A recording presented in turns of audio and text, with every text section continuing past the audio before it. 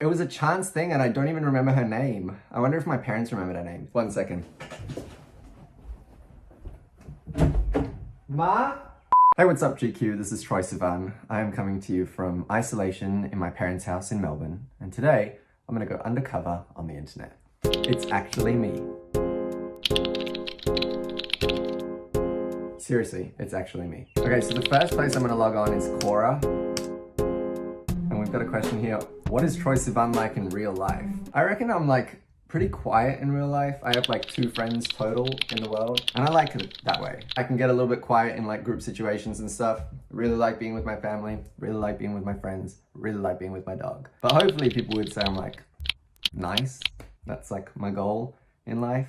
Next question from Quora is how is Troye Sivan constantly able to write catchy hit music? First of all, I've never written a hit in my life. No, I'm just kidding. But I don't really strive for like hit music. That's never really been what's driven me. I just want it to connect with people on a real level, you know? Maybe get them to think about their life and their situation in a way that they've never thought about it before. I think that's the main goal. But thank you very much. That's very, very nice of you.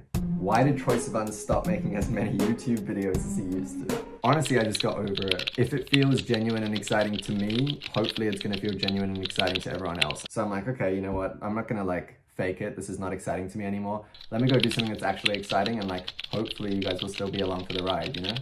Moving over to Twitter now. Troye Sivan got catfished by someone pretending to be Greta Thunberg. What timeline are we living in?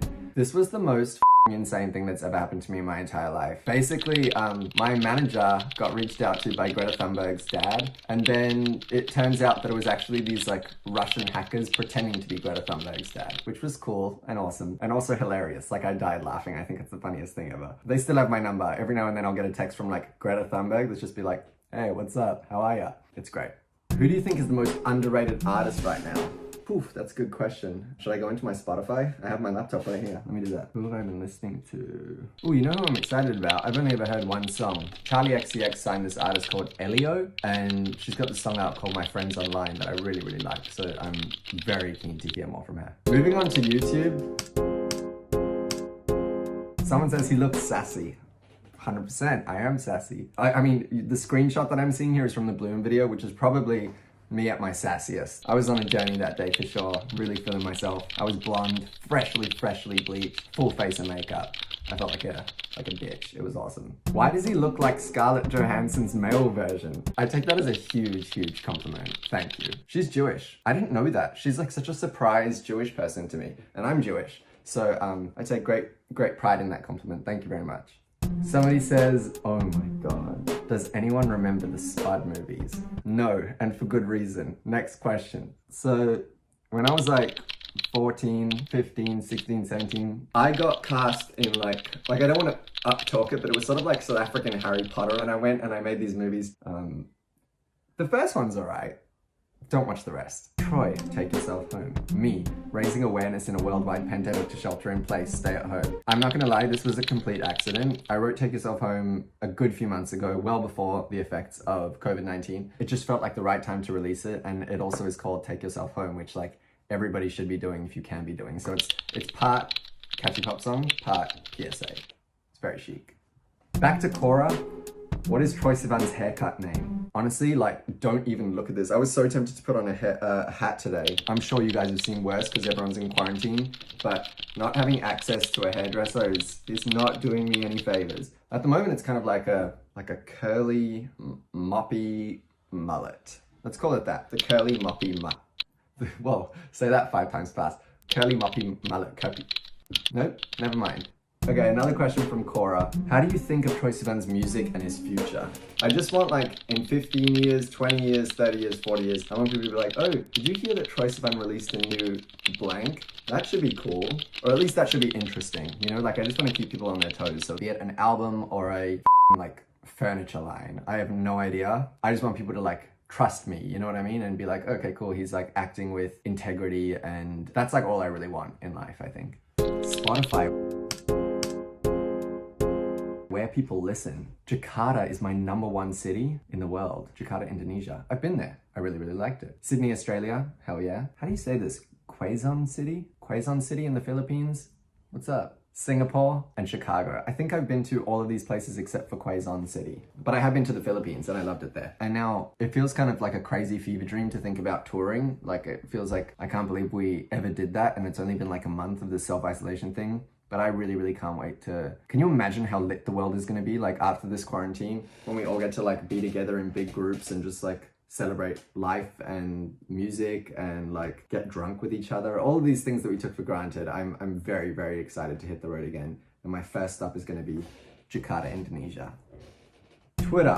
Troye Sivan played young Logan in X-Men Origins Wolverine? Yeah, I did. That was my first ever audition. So I was just a singer on YouTube. Like I used to upload videos of me singing these random little songs. And then a manager found me and he was like, hey, I like what I see, but I'm not a music manager. I don't know what to do with that. Have you ever tried acting before? And at the time I hadn't. And he was like, can I send you some auditions? Is that cool? And the first one he ever sent to me was to play young Wolverine in X-Men Origins Wolverine. My parents at the time, my dad was at the shopping center. I'm giving you the long story. My dad was at the shopping center and this girl came up to him and she was like, hey, do you know where I can, like, is there any hotels or anything nearby? And he was like, wait, what? Why? And she's like, because I'm sleeping in my car. I'm from Canada. And my dad was like, are you Jewish? Because he could just like tell from the vibes. And she was like, yeah, I am. And he was like, do you need a place to stay? I swear I'm not crazy. These are my like 4 children. This is my wife. We live wherever we live. Here's my GPS. Drive to our house and you can stay at us. You don't have to sleep in your car. She came over. Now it was time for me to film this audition and I had no idea how to film anything. Like I had never edited before, never filmed before. And she was like, oh, I'm a film student. I know exactly how to do all of this shit. And so me, my mom, and this stranger sat down, filmed an audition. I was like acting for the first time, had no idea what I was doing. She helped me like edit it, export it, we sent it off. And then 2 weeks later, I found out that I got the part. And then I was in an X-Men movie. It was a chance thing and I don't even remember her name. I wonder if my parents remembered her name. 1 second. Ma? Do you remember the name of the girl who helped us edit the Wolverine audition? The one who stayed at us? What was it, Dad? Lara? Okay, so apparently it might be Lara. That's like all we've got so far. But we will do some detective work and we're gonna find it. Instagram.